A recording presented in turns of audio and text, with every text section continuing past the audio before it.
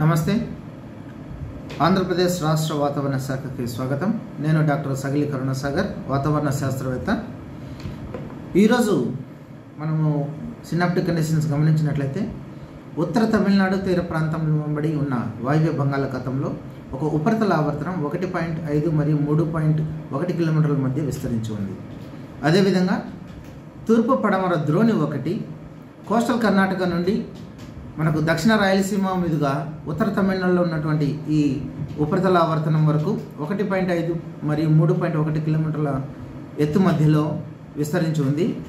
అదేవిధంగా నిన్నటి రోజున దక్షిణ అంతర్ కర్ణాటక మరియు దాని పరిసర ప్రాంతంలో ఉన్నటువంటి ఉపరితల ఆవర్తనం ఈరోజు తక్కువగా గుర్తించబడింది.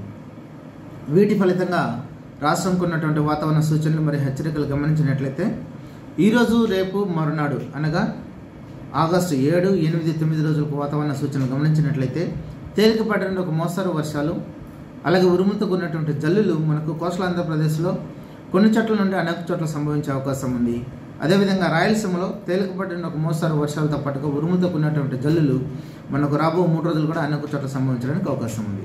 వీటితో పాటుగా భారీ వర్షాలు కోస్టల్ ఆంధ్రప్రదేశ్లో అలాగే రాయలసీమలో ఈ 3 రోజులు కూడా మనకు రావడానికి అవకాశం ఉంది. మరి ముఖ్యంగా గమనించినట్లయితే ఈరోజు రాయలసీమలోని అనంతపురము, వైఎస్ఆర్ కడప, సత్యసాయి జిల్లా, అన్నమయ్య, చిత్తూరు జిల్లాలలో అలాగే కోస్టల్ ఆంధ్రప్రదేశ్లోని పల్నాడు, గుంటూరు, కృష్ణా, ఎన్టీఆర్, ఏలూరు, అల్లూరు సీతారామరాజు, పార్వతీపురం మన్యం, విజయనగరం జిల్లాలలో మనకు 1 లేదా 2 చోట్ల సంభవించడానికి అవకాశం ఉంది. ఇక రేపటి రోజున అనగా 8వ తారీఖున మనం గమనించినట్లయితే రాయలసీమలో విస్తారంగా వర్షాలు రావడానికి అవకాశం ఉంది. కాబట్టి భారీ వర్షాలు 1 లేదా 2 చోట్ల దాదాపుగా అన్ని జిల్లాల్లో కూడా రావడానికి అవకాశం ఉంది.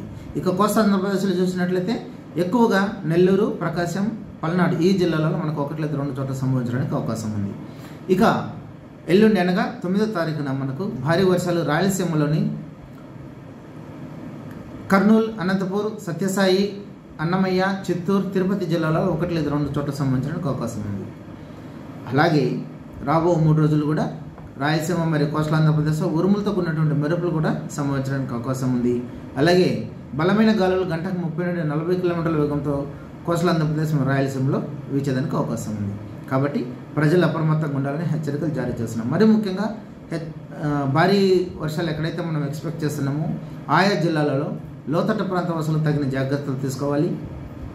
అలాగే ఏదైనా పాడుపడేటువంటి బిల్డింగ్లు కానీ ఏదైనా ఉంటే అది పడిపోవడానికి కూడా అవకాశం ఉంది. ఈ నీరు నిల్వ ఉండటం వల్ల ట్రాఫిక్ అంతరాయం ఏర్పడడానికి అవకాశం ఉంది, లేదా పాక్షికంగా రహదారులు కూడా దెబ్బతినడానికి అవకాశం ఉంది. కాబట్టి మీ ప్రయాణాలని ఈ హెచ్చరికను దృష్టిలో ఉంచుకొని మీరు ప్లాన్ చేసుకోవాల్సిందిగా హెచ్చరికలు జారీ చేస్తున్నాం. అలాగే ఉరుములు మెరుపులు సంభవిస్తున్న సందర్భంలో రైతు కూలీలు కానీ దైనందిన కూలీలు కానీ ఎటువంటి పరిస్థితుల్లో చెట్ల కింద వెళ్ళరాదని హెచ్చరికలు జారీ చేస్తున్నాం. నమస్తే.